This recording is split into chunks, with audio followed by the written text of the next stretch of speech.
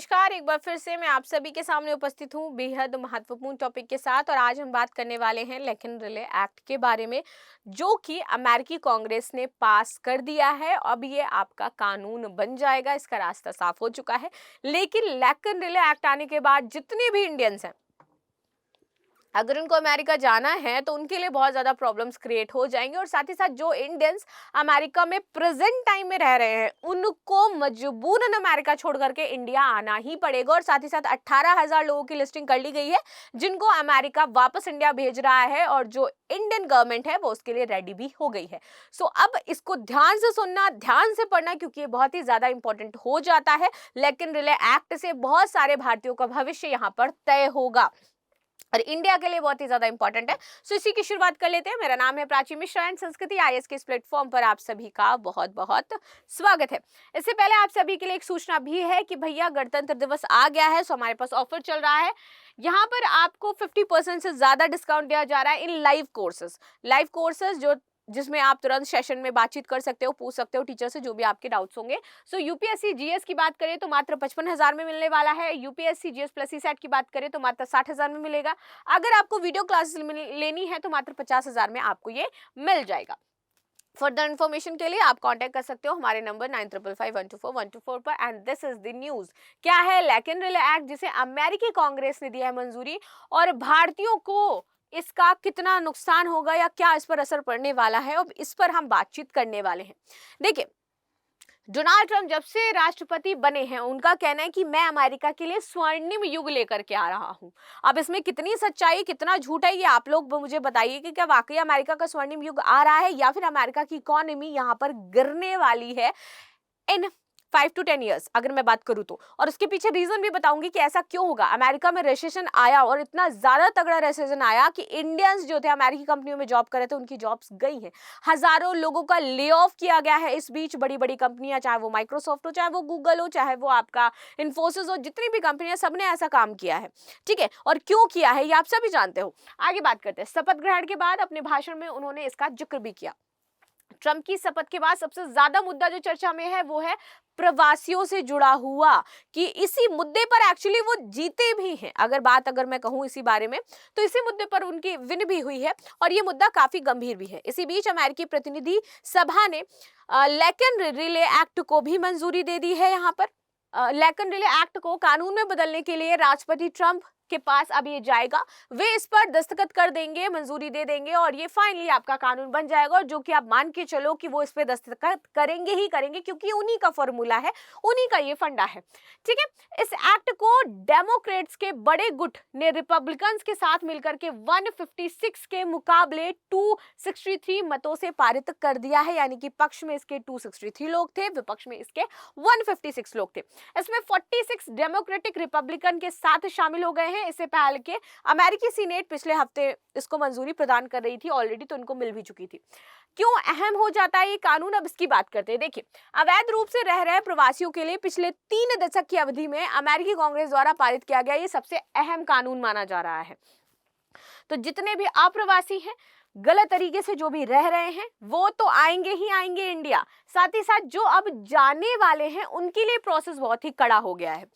इस एक्ट का मकसद अमेरिका में अवैध रूप से रह रहे प्रवासियों पर नकेल कसना है। साथ ही उन देशों को संबोधित करना है जो अमेरिका में रह रहे अपने देश के अवैध नागरिकों को वापस बुलाने के लिए मना कर रहे हैं। जिसमें यहाँ पर लिस्टिंग इंडिया की भी कर रखी है अमेरिका ने कि वो सपोर्ट नहीं कर रहे हैं, नॉन सपोर्टिव स्टेट में डाल रखा है इंडिया को। अमेरिका में जो डोनाल्ड ट्रंप के जितने भी प्रतिनिधि हैं उन्होंने, कि अमेरिका क्या कर रहा है, बातचीत नहीं कर रहा है, अपने लोगों को वापस नहीं बुला रहा है। और फाइनली यहाँ पर इंडिया ने बातचीत करी है और इंडिया रेडी भी हो गया कि अगर 18,000 लोग हैं तो आप उनको वापस भेज दो इंडिया में।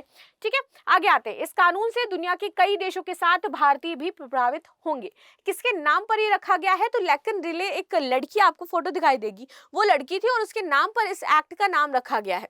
जॉर्जिया विश्वविद्यालय में ये पढ़ रही थी और नर्सिंग स्टूडेंट थी लेकिन, और ये विवि परिसर में जॉगिंग करते समय इनकी हत्या कर दी गई थी। उनके हत्यारे को अपहरण, अटैक और हत्या के मामले में पैरोल के बिना आजीवन कैद की यहाँ पर सजा भी सुना दी गई। क्या है इस कानून की जरूरी बातें? तो देखो, लैकन रिले एक्ट के प्रावधानों की खास बात यह है कि ये कानून इस बात को अनिवार्य करेगा कि जिन देशों के लोग यूएसए में अवैध रूप से रह रहे हैं वो देश उन्हें वापस बुलाएं। ये प्रेशर दूसरी कंट्रीज पर डाला जाएगा कि आपको बुलाना ही बुलाना पड़ेगा। ये एक्ट जैसे ही आ जाएगा, इसमें किसी भी प्रवासी की राष्ट्रीयता की पुष्टि, ट्रैवल दस्तावेज जारी करने से लेकर के उन्हें अपने देश के लिए स्वीकार करने तक के प्रावधान शामिल किए गए हैं। इन प्रावधानों को नहीं अगर माना गया तो अमेरिकी स्टेट उस अवैध प्रवासी का वीजा कैंसिल कर देगी और साथ ही साथ उस पर केस शुरू करने के लिए पूरी तरीके से स्वतंत्र है और उसको अमेरिकी जेल में सड़ना पड़ेगा। अगर इंडिया उसे वापस नहीं बुला रहा अपने नागरिक को तो वहीं पर उनकी मृत्यु भी हो जाएगी, काम खत्म। ठीक है, तो कुछ इस तरीके से यहाँ पर ये प्रोसेस चलेगा। आंकड़ों पर एक नजर डाल लेते हैं। तो अमेरिका में बिना दस्तावेजों की अगर बात करें, बिना दस्तावेज के जो अप्रवासी रह रहे हैं दुनिया भर से, उनकी संख्या है 1.4 करोड़ लोग। ठीक है, प्रवासी भारतीयों की अमेरिका की जनसंख्या में जो हिस्सेदारी है वो कितनी है? 1.5% है ओनली। अमेरिकी सरकार के आंकड़े के अनुसार 2023 में 3.86 लाख लोगों ने H1 वीजा दिया गया और इनमें एक चौथाई कौन थे? भारतीय हमारे शामिल थे। आगे बात करते हैं प्यू एक रिसर्च है जो की गई और 2022 में इसकी रिपोर्ट कहती है कि 16 लाख भारतीय बच्चों ने अमेरिका में पैदा होने के कारण सिटीजनशिप ले ली है, क्योंकि यहाँ पर क्या है? जन्मजात नागरिकता का प्रावधान है जिसको समाप्त करने के लिए अमेरिका कानून लाने वाला है, जिस पर फाइनली 14 डेज का स्टे लगा दिया है वहां की कोर्ट ने कि ऐसा आप नहीं कर सकते हो। आगे आते हैं कि ये कानून भारतीयों के लिए चिंता का विषय है, तो ऑफ कोर्स विषय है जो कि अस्थायी रूप से रह रहे हैं तो उनके लिए और भी ज्यादा प्रॉब्लमैटिक है। गैर दस्तावेज में रह रहे लेबर्स और वीजा शर्तों का उल्लंघन करने वाले लोगों पर यहाँ पर खास प्रभाव पड़ेगा। यदि अमेरिका को भारत की ओर से भी सहयोग की कमी दिखी तो अमेरिकी स्टेट भारतीयों की जारी वीजा को भी कैंसिल कर देगा। अगर किसी का उसने जारी कर दिया होगा, प्रोसेस में होगा, सबका कैंसिल करेगा वो एक साइड से। ठीक है, और साथ ही साथ कोर्ट में शरण ले जाएगी, यानी कोर्ट में जाओ, अब आप केस लड़ो जाकर के, आपके पास और कोई यहाँ पर साधन नहीं है। इसमें H1 वीजा भी शामिल है। H1 वीजा भी अगर किसी को मिला होगा तो वो भी वो कैंसिल कर देगा अगर इंडिया ने हेल्प नहीं करी अमेरिका की इस सारे प्रोसेस में, तो यानी कि खुली तौर पर धमकी है इंडिया के लिए।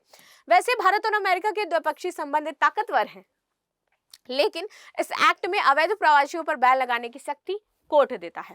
ठीक है, यह कानून बिना डॉक्यूमेंट्स के यूएसए में रहने वाले भारतीयों के लिए जटिल बन सकता है और वहां की नागरिकता और वर्क परमिट पाने की जो कोशिश कर रहे हैं उनको भी वो नहीं मिलेगा।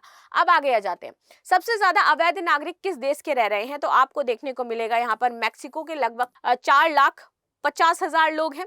वहीं बात करें अल सल्वाडोर तो लगभग यहाँ पर 7,50,000 लोग हैं। भारत की बात करें तो यहाँ पर लगभग 7,25,000 लोग रह रहे हैं। ग्वाटेमाला 6,75,000 और यहाँ पर होंडुरस से 5,25,000 लोग यहाँ पर निवास कर रहे हैं। ट्रंप प्रशासन के लिए क्यों प्राथमिकता में रहा है ये एक्ट?